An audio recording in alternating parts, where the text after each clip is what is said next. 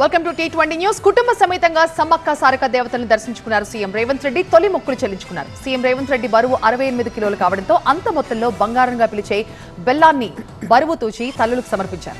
మనవడితో కలిసి సీఎం రేవంత్ రెడ్డి తులాభారం ఇచ్చారు. ఆ తర్వాత మేడారంలో మంత్రులతో కలిసి పైలాన్ ఆవిష్కరించారు.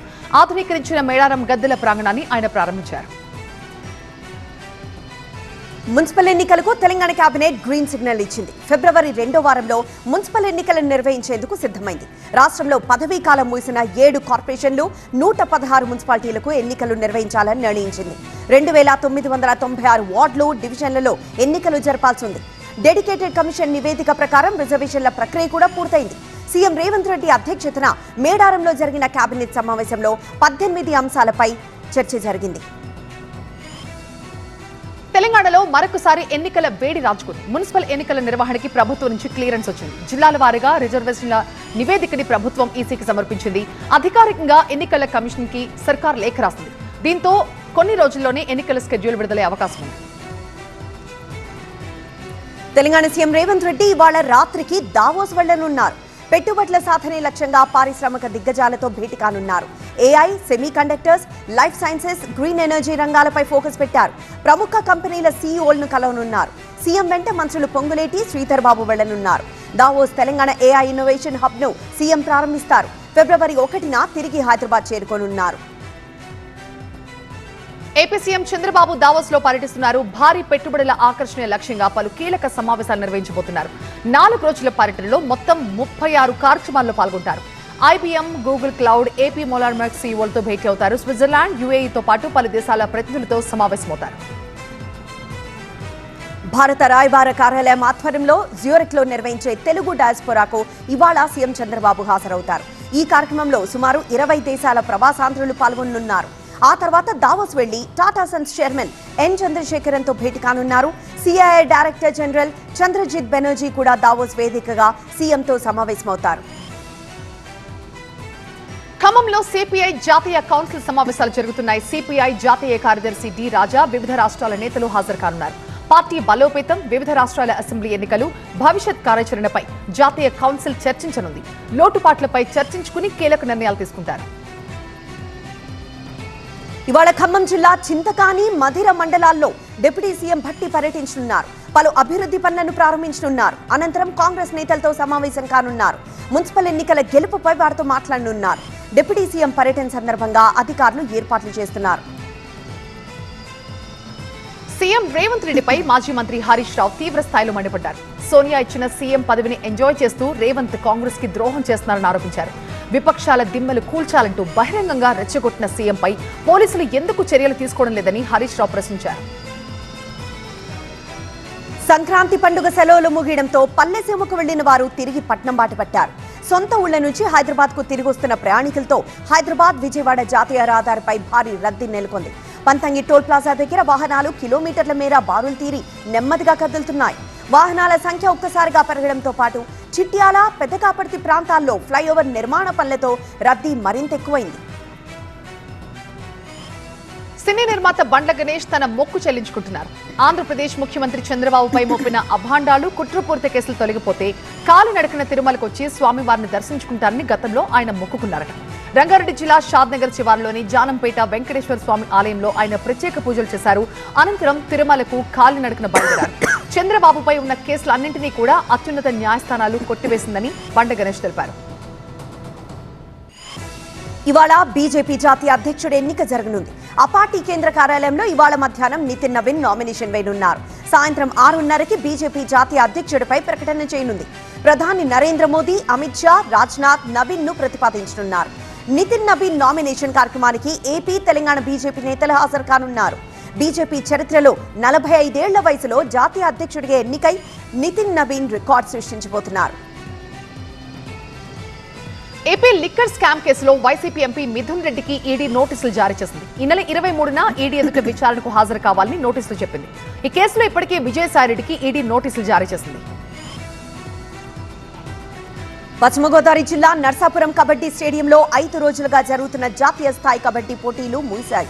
హోరాహోరీగా సాగిన ఫైనల్స్ లో పురుషుల విభాగంలో ఎస్ఈసీ రైల్వేస్ నాగపూర్, 2వ స్థానంలో హర్యానా, 3వ స్థానంలో సిఆర్పీఎఫ్ ఢిల్లీ జట్లు నిలిచాయి.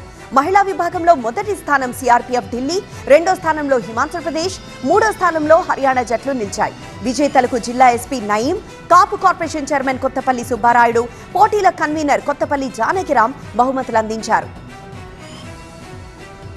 అల్లూరు జిల్లా పాడేరు ఏజెన్సీలో చలి తీవ్రత మళ్లీ పెరిగింది. సింగిల్ డిజిట్స్ లో ఉష్ణోగ్రతలు నమోదవుతున్నాయి. అరకు, మినమలూరులో 5 డిగ్రీల ఉష్ణోగ్రతుండగా పాడేరు, చింతపల్లిలో 7 డిగ్రీల ఉష్ణోగ్రతుంది. సంక్రాంతి తర్వాత చలి తిరిగి మళ్లీ పెరగడంతో గిరిజనులు ఇళ్ల నుంచి బయటకు వచ్చేందుకు భయపడుతున్నారు.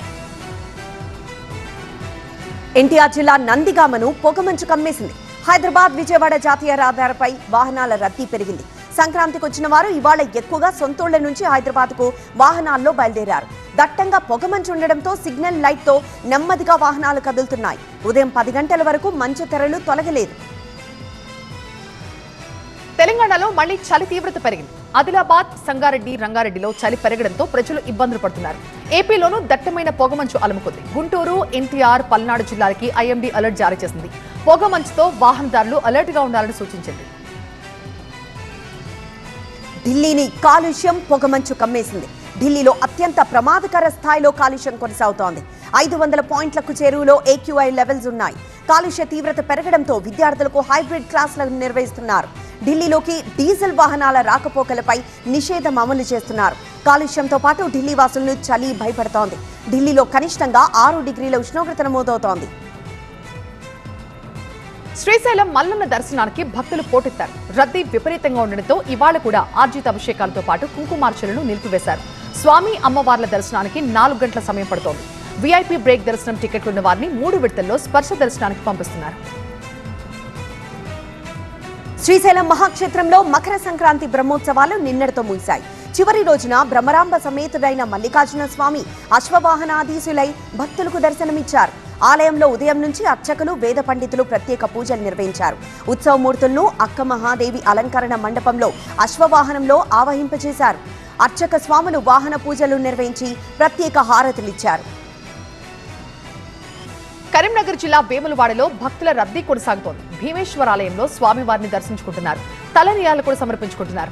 ఇవాళ కూడా పెద్ద సంఖ్యలో కోడెముక్కులు చెల్లించుకున్నారు. స్వామివారి దర్శనానికి 2 గంటల సమయం పడుతోంది. సమ్మక్క సారక్క జాతరకు వెళ్లే భక్తులు అంతకంటే ముందు రాజన్న, భీమన్నను దర్శనం చేసుకోవడం ఆనవాయితీగా వస్తోంది. తిరుమలలో భక్తుల రద్దీ పెరిగింది. శ్రీవారి దర్శనానికి 12 గంటల సమయం పడుతోంది. 31 కంపార్ట్మెంట్లలో భక్తులు వేచి ఉన్నారు. నిన్న శ్రీవారిని 84,058 మంది భక్తులు దర్శించుకున్నారు. వెంకన్న హుండీ ఆదాయం 4,21,00,000 రూపాయలుగా వచ్చింది. గంగా జలాభిషేకంతో నాగోబా జాతర మొదలైంది. 2వ రోజు నాగశేషుడు భక్తులకి దర్శనమిస్తున్నారు. ఆదిలాబాద్ జిల్లా ఇంద్రవెల్లి మండలం కేస్లాపూర్లో ఘనంగా నాగోబా జాతర ప్రారంభం కావడంతో భక్తులు పెద్ద ఎత్తున తరలి వస్తున్నారు. 5 రోజుల పాటు జాతర జరగనుంది. నాగశేషుడి దర్శనానికి అధికారులు ప్రత్యేక ఏర్పాట్లు చేశారు. నిజామాబాద్ జిల్లాలో BDC ఆగడం లేదు. నందిపేట్ మండలం వెల్మల్ గ్రామంలో బెల్ట్ షాపు, కూల్ డ్రింక్ షాపుల కోసం బహిరంగ వేలంపాటను నిర్వహించారు. వేలంపాటలో అధిక డబ్బులు పాడిన వారికి బెల్ట్ షాప్, కూల్ డ్రింక్ షాపులకు అనుమతి ఇస్తున్నట్లు BDC ప్రకటించింది. కాకినాడ జిల్లా జగ్గంపేట దగ్గర రమణ ట్రావెల్స్ బస్సులో ఒక్కసారిగా పొగలొచ్చాయి. విశాఖ నుంచి హైదరాబాద్ చేరుతున్న బస్సులో షార్ట్ సర్క్యూట్ కారణంగా పొగలు కమ్ముకున్నాయి. భయంతో పరుగులు తీసిన ప్రయాణికులు వెంటనే బస్సు దిగిపోయారు. ప్రమాదం జరిగిన సమయంలో బస్సులో 35 మంది ప్రయాణికులున్నారు. ఇంజిన్లో సాంకేతిక లోపం కారణంగా పొగలొచ్చాయని డ్రైవర్ చెబుతున్నాడు. నల్లమల అడవుల్లో పులులు, జంతువుల గణన మొదలైంది. ఇవాళ్టి నుంచి నెల 25 వరకు జంతువుల లెక్కింపు జరుగుతుంది. 214 బీట్లలో అటవీ శాఖ అధికారులు, సిబ్బంది జంతు గణన చేస్తున్నారు. ఈసారి కొత్తగా ఉత్సాహక వాలంటీర్లకి జంతు గణన చేసే అవకాశం కల్పించారు. ఇంద్రకీలాద్రి కనకదుర్గమ్మను అనగనగా ఒక రాజు సినిమా టీం దర్శించుకుంది. హీరో నవీన్ పొలిశెట్టి, హీరోయిన్ మీనాక్షి చౌదరి ఆలయంలో ప్రత్యేక పూజలు చేశారు. సినిమా విజయాన్ని కాంక్షిస్తూ అమ్మవారికి మొక్కుకున్నారు. అనగనగా ఒక రాజు బ్లాక్ బస్టర్ సాధించిందని నటులు చెప్పారు. ప్రతి హిట్ తర్వాత విజయవాడ వచ్చి అమ్మవారిని దర్శించుకోవడం తనకు ఆనవాయితీగా వస్తోందని హీరో నవీన్ పొలిశెట్టి అన్నారు. ఈ సంక్రాంతి తెలుగు సినిమా హిస్టరీలోనే నిలిచిపోతుందని చెప్పారు. 4వసారి బ్లాక్ బస్టర్ అందించిన ఆడియన్స్ కు ధన్యవాదాలు తెలిపారు. గుంటూరు జిల్లా తెనాలిలో పోలీసులు కార్డినెన్స్ సెర్చ్ నిర్వహించారు. టిడ్కో ఇళ్లలో తెల్లవారుజాము నుంచి తనిఖీలు చేస్తున్నారు. DSP జనార్దన్ రావు నేతృత్వంలో పోలీసులు భారీగా మోహరించారు. డ్రోన్ కెమెరాలతో నిఘా ఉంచి తనిఖీలు చేస్తున్నారు. అనుమానితులను విచారించి రికార్డు లేని వాహనాల్ని సీజ్ చేస్తున్నారు. అధికార పార్టీ కాంగ్రెస్ తెలంగాణలో దూకుడు ప్రదర్శిస్తోంది. మున్సిపల్ ఎన్నికలకు కేబినెట్ గ్రీన్ సిగ్నల్ ఇవ్వడంతో రాజకీయ పార్టీలన్నీ వేగంగా పావులు కదుపుతున్నాయి. లోక్సభ నియోజకవర్గాల వారీగా ఇన్ఛార్జీలను నియమించింది. ఎన్నికల్లో గెలుపే లక్ష్యంగా వ్యూహరచన చేస్తోంది. ప్రతి లోక్సభ నియోజకవర్గానికి ఒక మంత్రిని ఇన్ఛార్జ్గా నియమించింది. 90% వార్డులు గెలవాలని టార్గెట్ పెట్టుకుంది. మున్సిపల్ చైర్మన్ స్థానాలపై ఫోకస్ పెట్టి క్షేత్రస్థాయిలోనే ఇన్ఛార్జ్లను పర్యవేక్షిస్తోంది. పార్టీలో ఐక్యతకు సీఎం సూచనలు చేస్తున్నారు. రెబెల్ అభ్యర్థులు లేకుండా కట్టడికి నిర్ణయం తీసుకుంటున్నారు. బేబీజాన్ సినిమాతో బాలీవుడ్ ఎంట్రీ ఇచ్చిన కీర్తి సురేష్ హిందీలో మరొక సినిమాకి గ్రీన్ సిగ్నల్ ఇచ్చారు. టైగర్ ష్రాఫ్, విజయ్ జమాల్ లీడ్ రోల్లో తెరకెక్కుతున్న సినిమాలో హీరోయిన్ గా నటిస్తున్నారు. ప్రజెంట్ తెలుగులో రౌడీ జనార్దన, తమిళ్లో కన్నివేది, మలయాళంలో తోటం సినిమాలతో కీర్తి బిజీగా ఉన్నారు. మనశంకర వరప్రసాద్ గారు సక్సెస్ జోష్ లో ఉన్న మెగాస్టార్ చిరంజీవి షార్ట్ గ్యాప్ లోనే మరొక మూవీని పట్టాలెక్కిస్తున్నారు. ఇప్పటికే బాబీ డైరెక్షన్ లో యాక్షన్ ఎంటర్టైనర్ అనౌన్స్ చేసిన చిరు ఈ నెల 25న ఆ సినిమాని పట్టాలెక్కించేందుకు రెడీ అవుతున్నారు. మరోవైపు విశ్వంభర పోస్ట్ ప్రొడక్షన్ పనులు శరవేగంగా జరుగుతున్నాయి.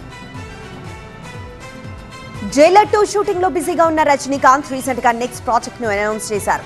కమల్ హాసన్ నిర్మాతగా సిబి చక్రవర్తి దర్శకత్వంలో తెరకెక్కబోయే సినిమాలో నటించేందుకు గ్రీన్ సిగ్నల్ ఇచ్చారు. ఈ సినిమా షూటింగ్ ఏప్రిల్లో ప్రారంభం కానుంది. ఈ మూవీని 2027 సంక్రాంతి కానుకగా రిలీజ్ చేసేందుకు ప్లాన్ చేస్తున్నారు. టీమిండియాతో జరిగిన 3 వన్డేల మ్యాచ్ సిరీస్ ను న్యూజిలాండ్ 2-1తో గెలిచింది. ఇరు జట్ల మధ్య ఇందోర్ వేదికగా జరిగిన నిర్ణయాత్మక 3వ వన్డేలో కివీస్ 41 పరుగుల తేడాతో చిత్తు చేసింది. డారెల్ మిషెల్, ఫిలిప్స్ సెంచరీలతో కదం తొక్కడంతో ఆ జట్టు నిర్ణీత ఓవర్లలో 8 వికెట్ల నష్టానికి 337 పరుగులు చేసింది. ఛేదన్లో భారత్ విరాట్ కోహ్లీ శతకంతో పోరాడిన టాప్ ఆర్డర్ వైఫల్యంతో 46 ఓవర్లలో 296 దగ్గర ఆగిపోయింది. నితీష్ కుమార్ రెడ్డి, హర్షిత్ రాణా గెలుపుపై ఆశలు రేపారు. సిరీస్ ఆశాంతం రాణించిన మిషెల్ కు ప్లేయర్ ఆఫ్ ది మ్యాచ్ తో పాటు ప్లేయర్ ఆఫ్ ది సిరీస్ అవార్డులు దక్కాయి.